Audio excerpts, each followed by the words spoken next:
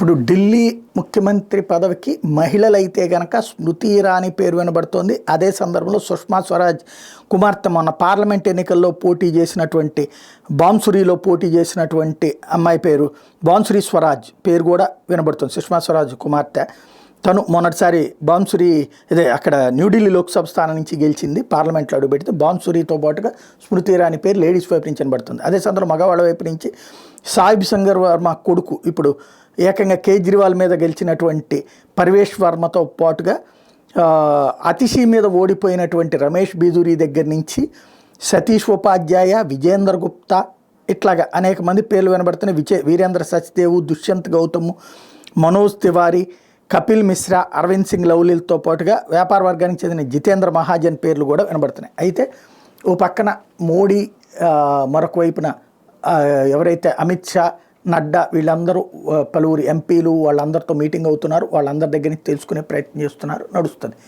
ఒక్క తప్పు మాత్రం చేయకుండా ఉండాలి. గతంలో ఒకప్పుడు భారతీయ జనతా పార్టీ గెలిచింది ఢిల్లీలో, కానీ ముగ్గురు ముఖ్యమంత్రులను మార్చింది.